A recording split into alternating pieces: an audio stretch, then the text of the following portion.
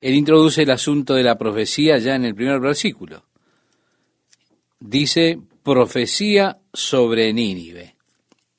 Si usted recuerda, Nínive era la capital del imperio asirio. Por muchos años los registros de Asiria estaban tan borroneados que los críticos de la Biblia solían decir que aquellas referencias a Asiria eran meros inventos, que Asiria solo había existido en la imaginación de los escritores. Pero, como a los críticos de la Biblia tantas veces se les ha demostrado que estaban equivocados, en este caso también fue así. Aquellos hombres brillantes que se burlaban de la Biblia y condujeron tristemente a muchas personas a no creer en la Biblia debido a la dispersión que ellos colocaron sobre la veracidad de la palabra de Dios, se probaron a ellos mismos estar muy equivocados por medio de los más recientes hallazgos arqueológicos en los cuales descubrieron la gran ciudad de Nínive. Hecho que demostró que estos pretendidos eruditos estaban totalmente equivocados. Tristemente, muchas personas fueron atrapados por esos engaños de estas personas nefastas. Bien, es todo lo que la Biblia dice que fue. Nínive fue una gran ciudad, tal vez una de las más grandes del mundo antiguo, y así tenemos esos registros. Nuevamente la Biblia sale a la palestra con la verdad y los falsos estudiosos quedan descubiertos como son, solo un puñado de falsos intelectuales. La profecía acerca de Nínive. Libro de la visión de Nahum de Elcós. Bien, no tenemos más información en lo que se refiere a la identificación acerca de Nahum en ningún otro libro de la Biblia. Este es el único lugar en el cual él aparece. No obstante, al leer el libro de Nahum, resulta obvio que él estaba escribiendo en el mismo tiempo en que escribió Miqueas e Isaías, es decir, durante el reinado de Ezequías. ¿Por qué? Porque en el capítulo 12 él hace referencia a las blasfemias de Rabsacés, que fue el portavoz de Salmanasar, que era el rey asirio. Él hace referencia a esas blasfemias de Rabsacés que tuvieron lugar en el tiempo en que Ezequías fue rey. Por eso es que nosotros podemos situar las profecías de Nahum aproximadamente por el año 713 a.C. Reitero, durante el tiempo en que Ezequías reinó en Jerusalén. Elcós. Elcós era una pequeña ciudad que estaba en los alrededores del mar de Galilea. La mayoría de los estudiosos concluyen que Nahum era precisamente de esa región, de la región de Galilea. Hay una ciudad donde Jesús pasó la mayor parte de su ministerio allí, cerca del mar de Galilea. Esa ciudad es llamada Capernaum. Pero Capernaum significa la ciudad de Nahum. Eso es lo que significa esa palabra. Así que muchos piensan que tal vez de allí era Nahum. Y la ciudad de Capernaum toma su nombre por el hecho de que el profeta tuvo allí su origen, Capernaum. Qué interesante, ¿verdad? Es suficiente para tener un trasfondo del lugar de este profeta. Bien, el mensaje era que el juicio de Dios habría de venir sobre Nínive y en contra del imperio asirio. Si usted recuerda, anteriormente Jonás había sido enviado a Nínive. Las personas de Nínive se habían arrepentido a la predicación de Jonás o por la predicación de Jonás. Y Nínive fue guardada por otros 150 años o más. Pero Dios ahora está proclamando que el juicio ha de venir contra Nínive y contra Asiria. Y él comienza su mensaje contra Asiria declarando: Jehová es Dios celoso. Si usted recuerda en la ley, el primer mandamiento era: no tendrás dioses ajenos o otros dioses delante de mí. Nosotros estamos intentando entender a Dios y solo podemos entenderlo en términos humanos. Incluso así mismo nosotros fallamos tratando de comprenderlo totalmente. Jesús le dijo a Nicodemo, que era maestro de Israel: si yo te hablo cosas terrenales y no puedes comprenderlas, ¿cómo te hablaré de las cosas celestiales? Hay cosas en el cielo de las que nosotros ni siquiera tenemos palabras para mencionarlas, para describirlas, para definirlas. Ni siquiera tenemos conceptos mentales para poder expresarlas. Dios es un Dios infinito, no puede ser definido, no se le puede describir, no se le puede siquiera traer a nuestras mentes, excepto, digamos, en la terminología humana, en parte, podemos de alguna forma tratar de explicar algo. Ahora, ¿cómo podemos describir la inmensidad del Dios eterno? El carácter de Dios, la grandeza de este Dios que decía Salomón: los cielos y los cielos de los cielos no te pueden contener. Todo lo que nosotros tenemos para describir es palabras humanas, son palabras humanas, pero con toda seguridad todas ellas se quedan extremadamente cortas al intentar describir de alguna manera a Dios. Así que nosotros deberíamos utilizar otros términos, pero no los tenemos. Tenemos que utilizar términos humanos al intentar describir a Dios.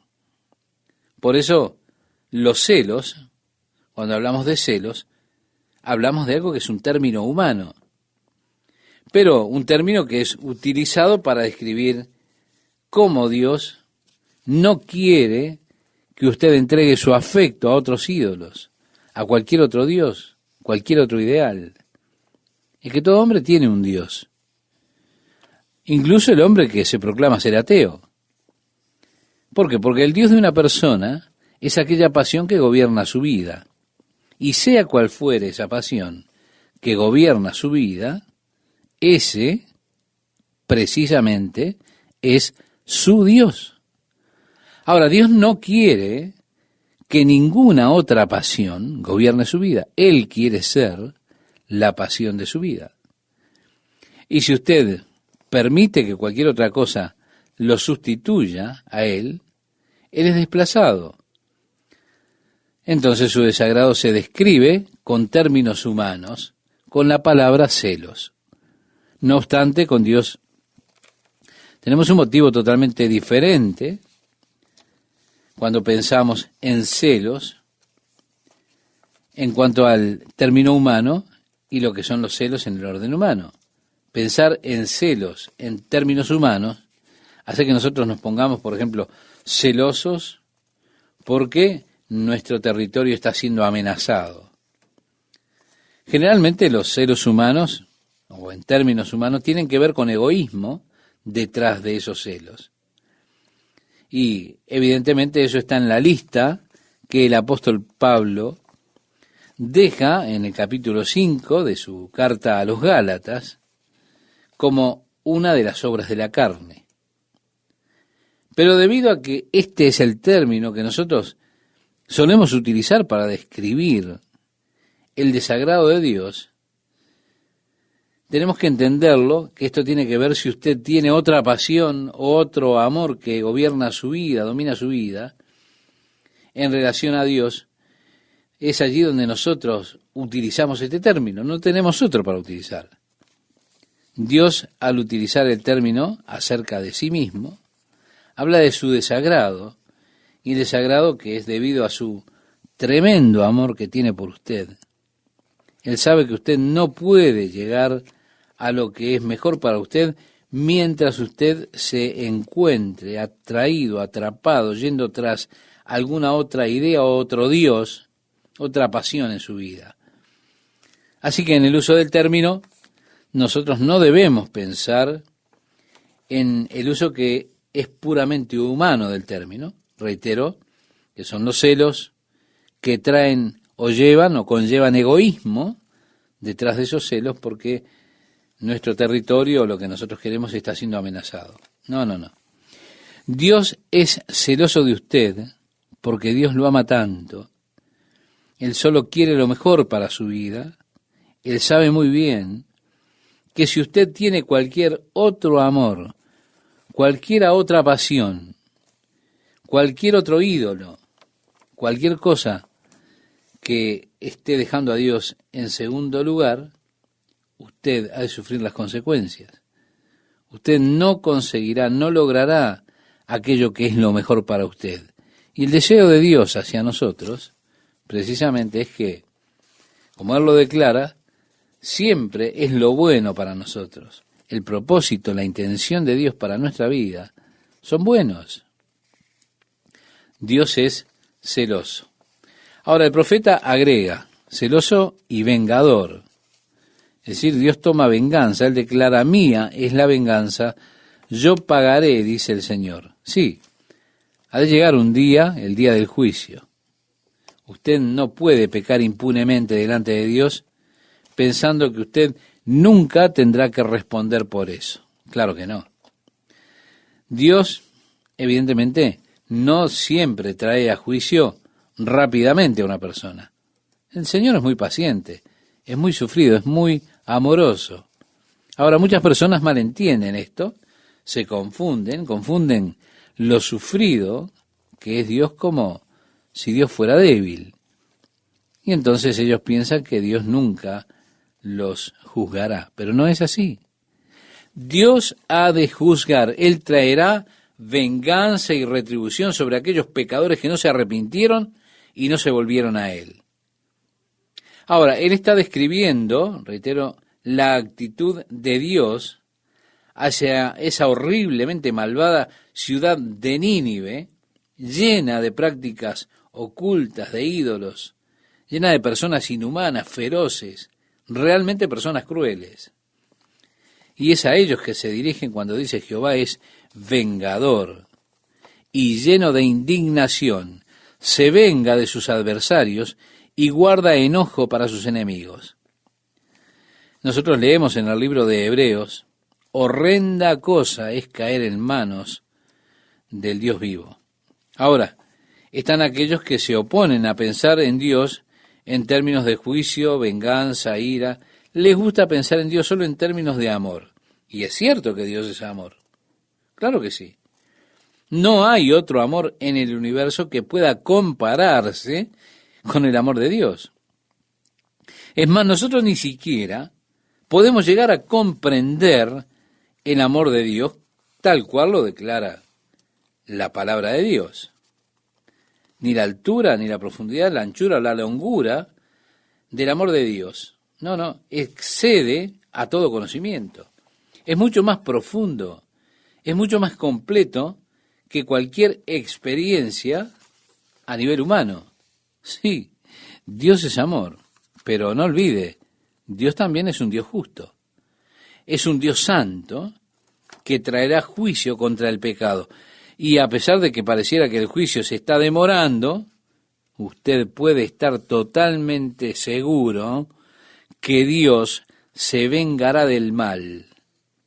Sí, Jehová es tardo para la ira, dice el profeta, grande en poder, y no tendrá por inocente al culpable. Es muy importante, estimado oyente, que atienda a esto. Agrega el profeta Jehová, marchan la tempestad y el torbellino y las nubes son el polvo de sus pies. Qué frase pintoresca, ¿verdad?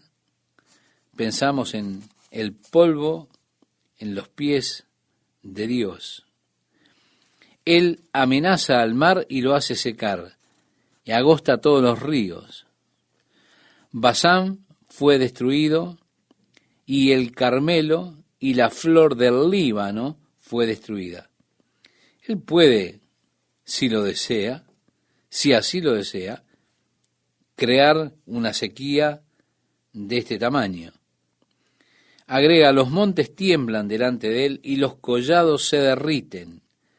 La tierra se conmueve a su presencia, y el mundo y todos los que en él habitan. ¿quién permanecerá delante de su ira? ¿Y quién quedará en pie en el ardor de su enojo? Su ira se derrama como fuego, y por él se hienden las peñas. Está describiendo aquí las actividades de Dios de una forma muy pintoresca, pero en medio de esta declaración del juicio de Dios, él declara, y esto sobresale como contraste, habla acerca de Dios como lanzando las rocas y siendo un Dios que es fuego que quema los valles, y dice, ¿quién quedará en pie en el ardor de su enojo? De repente él declara algo que parece que está en contraste total con todo esto.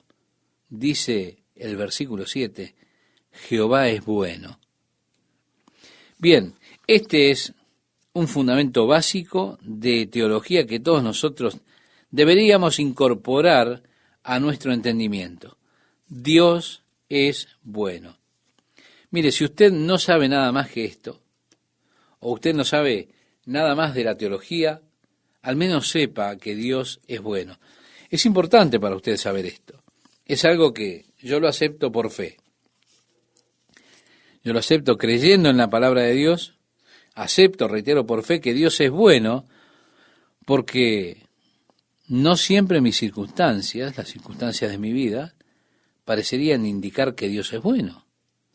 Satanás está constantemente asediando precisamente esta verdad de la bondad de Dios. Muchas veces cuando tengo que enfrentar situaciones adversas, soy propenso a decir, si Dios es bueno, entonces ¿por qué me está sucediendo esto? Si Dios es bueno, ¿por qué hay tantas personas que se mueren de hambre? Por ejemplo, allá en Camboya. Si Dios es bueno, ¿por qué permite Él que una pequeña niñita de 9 años sea secuestrada o sea violada? Si Dios es bueno, y así siempre estamos desafiando la bondad de Dios con aquellos hechos que se nos presentan a nosotros. Es que Satanás siempre está desafiando la verdad. Por eso, yo necesito tener firmemente arraigada en mí esta verdad. Dios es bueno. Eso es lo que yo sé.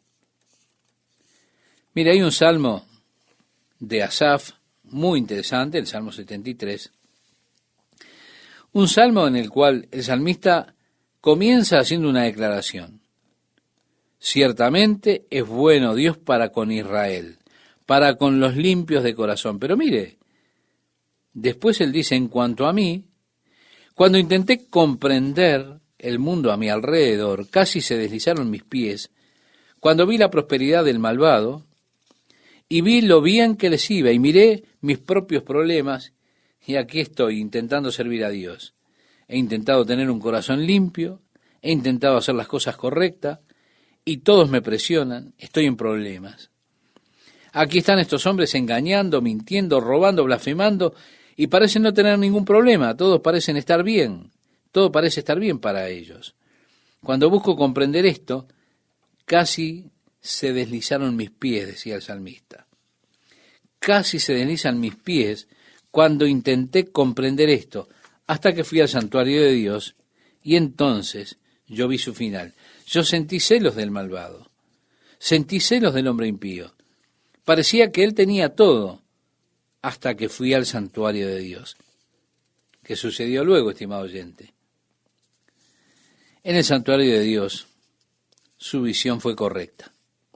Él comenzó allí a tener una amplia visión de las cosas. Mire usted, la bondad de Dios es aquella que siempre está siendo desafiada por nuestra mala visión.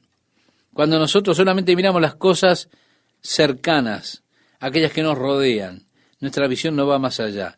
Es allí precisamente en ese momento que somos propensos a desafiar la bondad de Dios.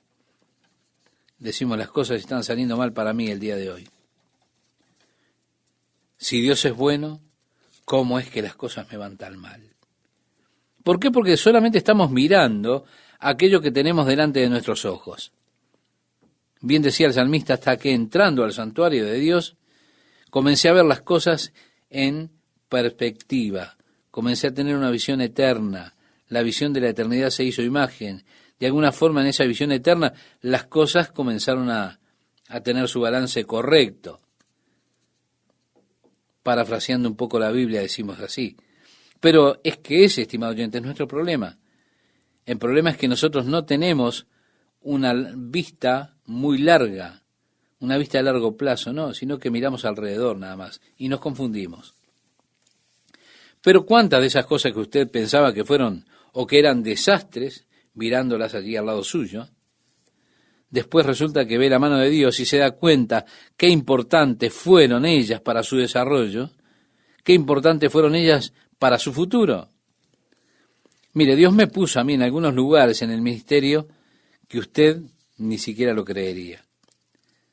En cosas realmente duras, esas situaciones que me trajeron de rodillas delante de Dios, preguntando y desafiando la bondad de Dios, diciendo: Dios, si eres tan bueno, ¿por qué tengo todos estos problemas? Pero aún así, ahora al mirar hacia atrás, oh, qué valiosa lección que Dios me ha dado, que Dios me ha enseñado, qué importante lección que aprendí. Yo no podría tener el ministerio que Dios me dio hoy si no hubiese pasado por esas experiencias. Y a pesar de que lloré, a pesar de que pasé por torturas mentales, aún así, al mirar atrás ahora yo no cambiaría por nada esas experiencias, por las lecciones y por el valor que ellas tienen para mí. Aunque Dios estaba obrando, yo no podía verlo, no podía comprenderlo. Ahora miro atrás y digo: oh, el Señor ha sido bueno conmigo. Pero, con toda seguridad, no pensaba lo mismo en ese momento. Muy por el contrario, yo pensaba que Dios me había olvidado, me había abandonado. Aún así, qué importante es tener esta base allí como un cimiento inconmovible. Dios es bueno. Yo necesito recordar eso, no olvidarlo. Decía el apóstol Pablo escribiéndole a los romanos en el capítulo 8, versículo 28, y sabemos que a los que aman a Dios, todas las cosas les ayudan a bien. No solamente Dios es bueno, el profeta estaba diciendo aquí que Él es fortaleza en el día de la angustia.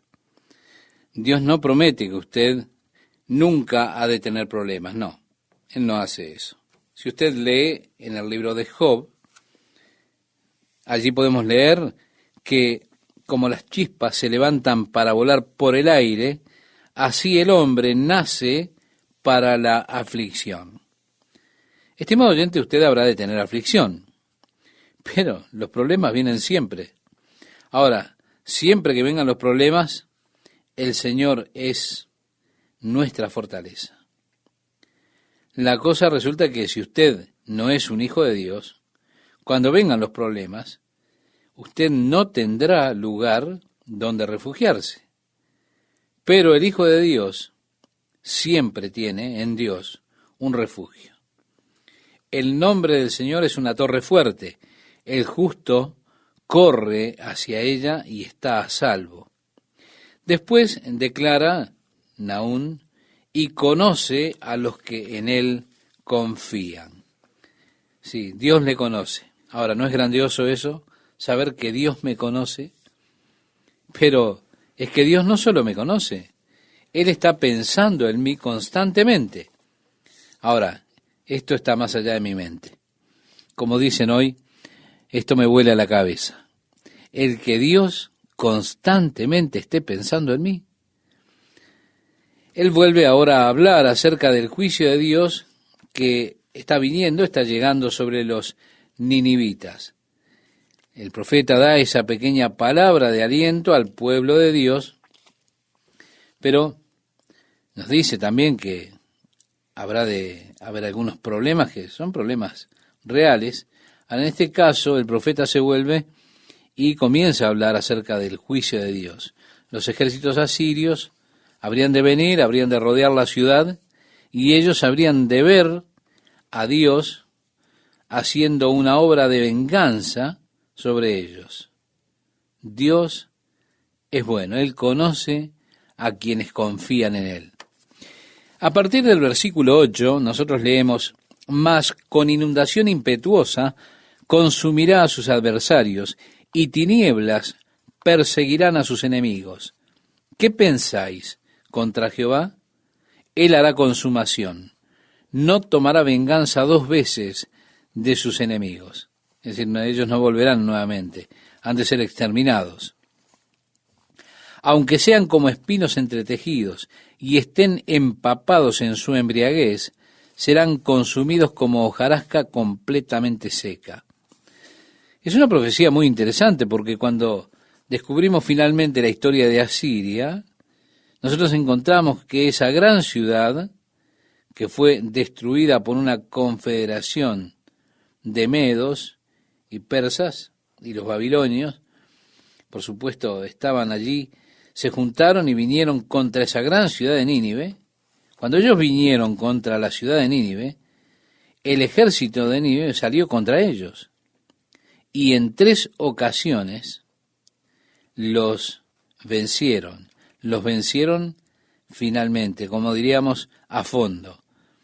Ellos se retrajeron, se reagruparon, volvieron a atacar nuevamente, pero después de la 3ª vez que el ejército de los ninivitas intentaron vencer esta confederación que los estaba invadiendo, de los medos y los babilonios, los soldados estaban celebrando su gran victoria sobre el ejército invasor, salieron y estuvieron allí de orgía, de bebida y celebrando su victoria. Y mientras estaban borrachos, las fuerzas de los medos y los babilonios se reagruparon, los atacaron nuevamente, los atraparon y en ese estado de borrachera los exterminaron.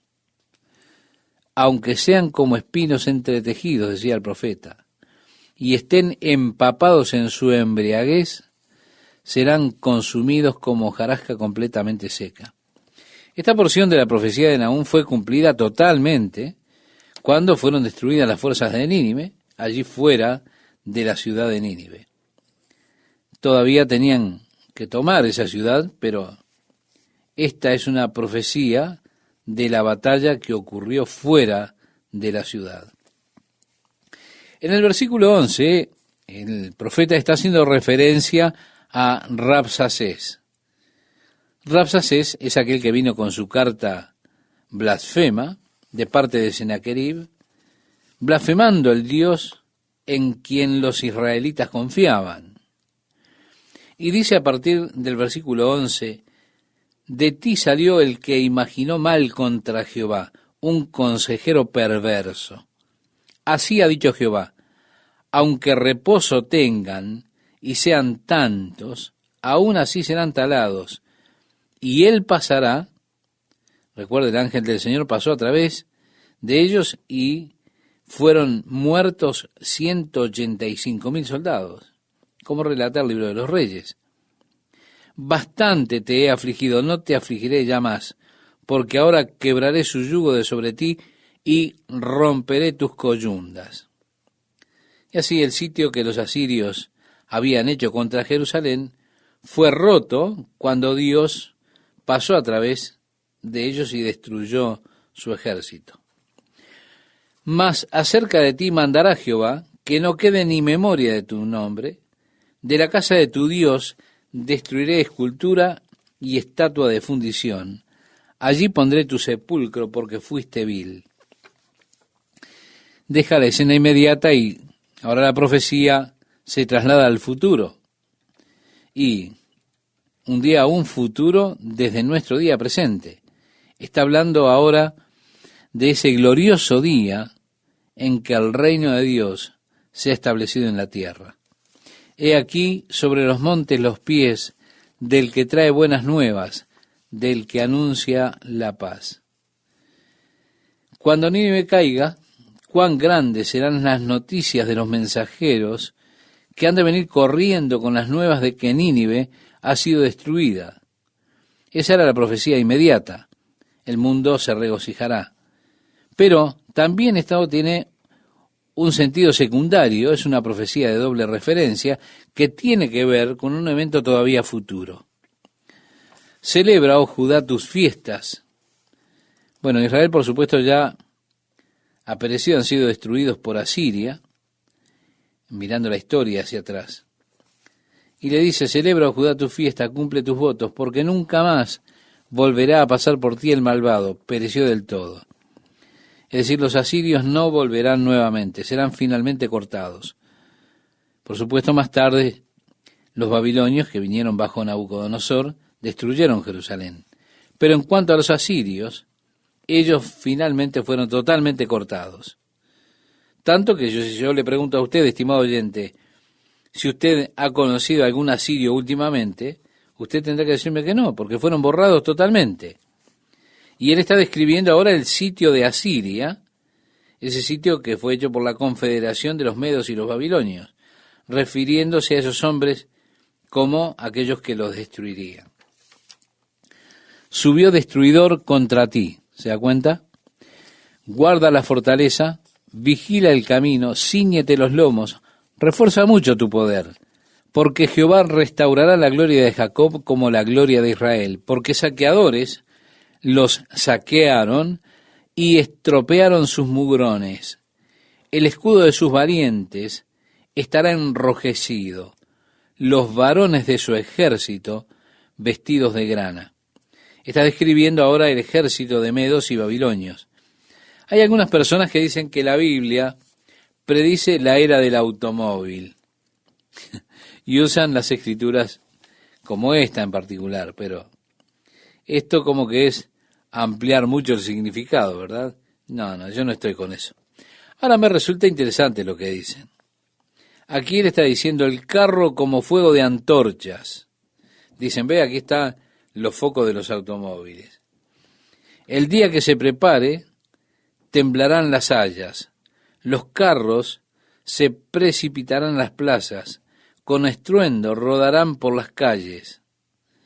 Su aspecto será como antorchas encendidas, correrán como relámpagos. Sí, cuando habla de rodarán por las calles, están hablando de modernas autopistas, dicen los que creen esto. Ahora, usted tiene que admitir que tenemos aquí una buena descripción del automóvil, pero seguramente no era la intención del profeta describir eso. Él estaba hablando acerca de los carros de los babilonios y también de los medos que estaban yendo a través de las calles de Nínive, trayendo destrucción a esa ciudad.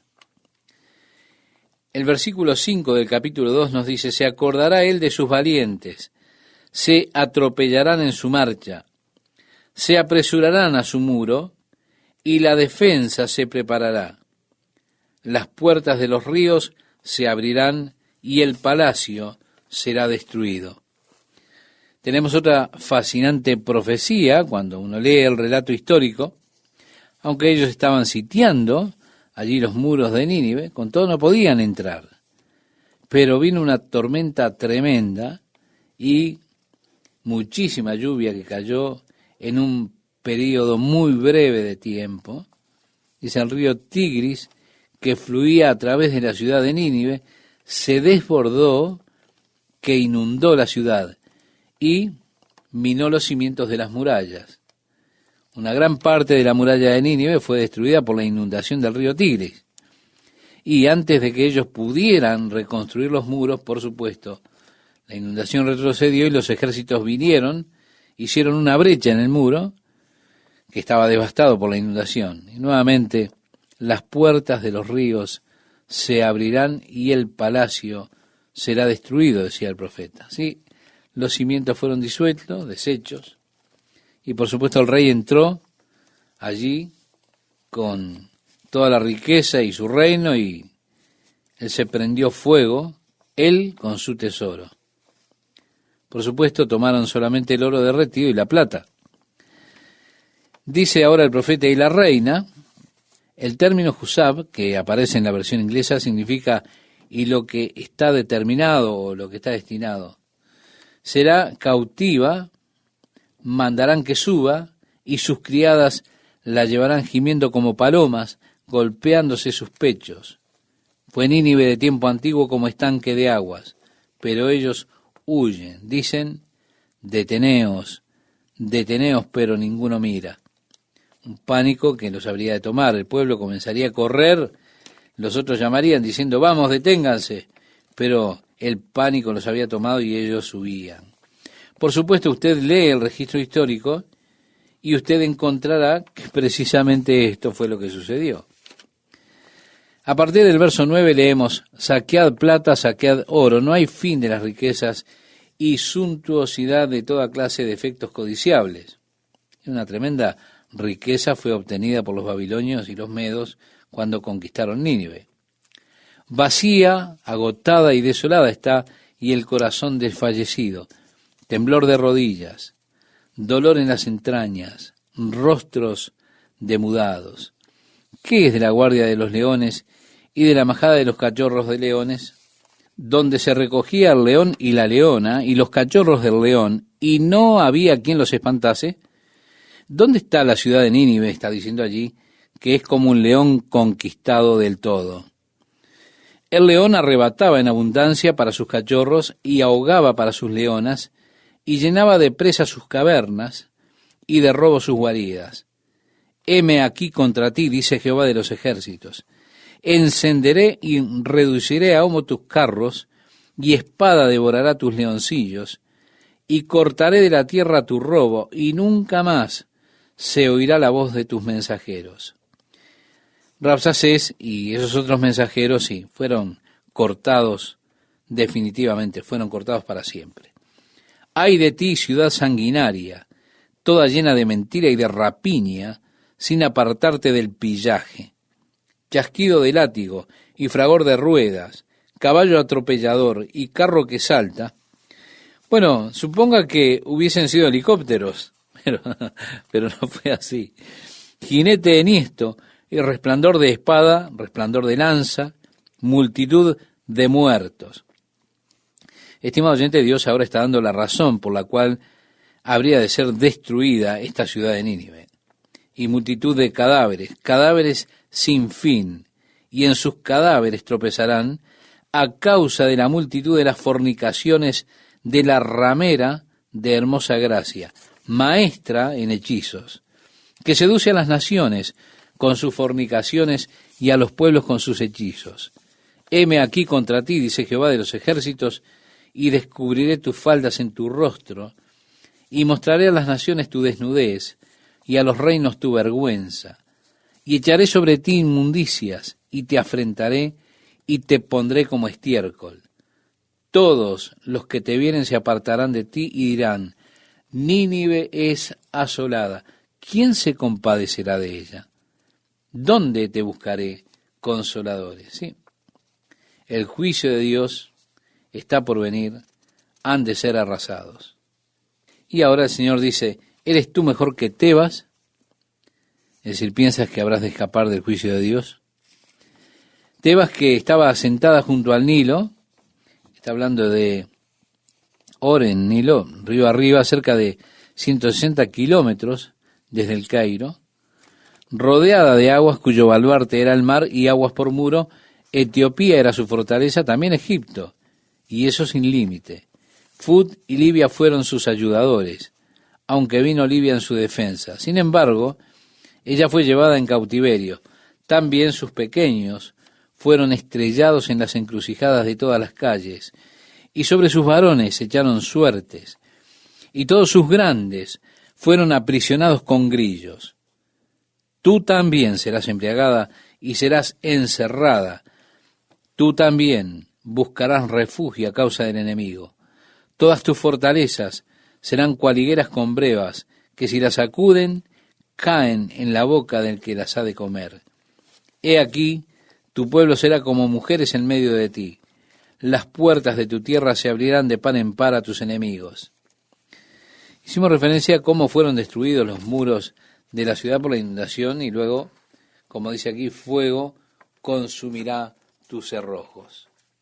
Y cuando ellos tomen la ciudad de Nínive, luego habrían de incendiarla y la dejarían hecha cenizas. Y allí tenemos nuevamente la profecía, el fuego devorará tus cerrojos.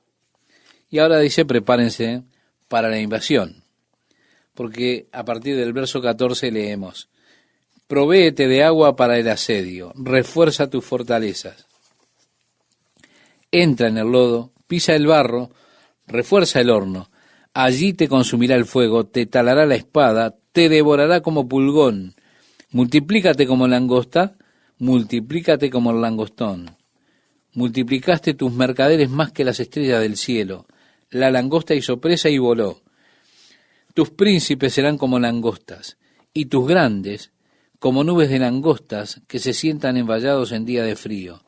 Salido el sol, se van, y no se conoce el lugar donde están. Durmieron tus pastores, oh rey de Asiria, reposaron tus valientes. Tu pueblo se derramó por los montes, de los capitanes, los líderes, que habrían de salir huyendo. Agrega, no hay quien lo junte, no hay medicina para tu quebradura, tu herida es incurable. Todos los que oigan tu fama batirán las manos sobre ti, porque ¿sobre quién no pasó continuamente tu maldad? Tenemos aquí, estimado oyente, la declaración final de Dios, y esto es realmente asombroso. No hay medicina para tu quebradura, tu herida es incurable. Es decir, ya no hay respuesta, no hay solución, has ido demasiado lejos. Ahora, qué terrible es cuando Dios declara acerca de la condición de un hombre que el tal es incurable. Qué terrible cuando Dios dijo, como lo hizo a Jeremías, Efraín se ha unido a sus ídolos, déjalo. Cuando Dios dice, no oren más por su bien, porque no los voy a escuchar.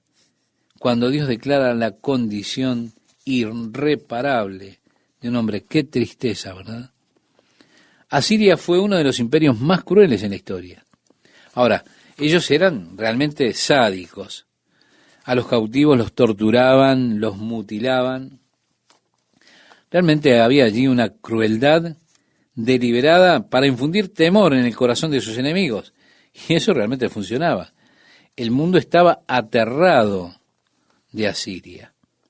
Asiria gobernaba todo el mundo, así que por más de un siglo, con su crueldad, sus vicios, cuando las noticias llegaron de que Nínive había sido destruida, había sido dejada sola, que no había nada más que una montaña de cenizas, que los asirios habían sido exterminados, cuando llegaron esas noticias a través del mundo, la gente aplaudía de alegría.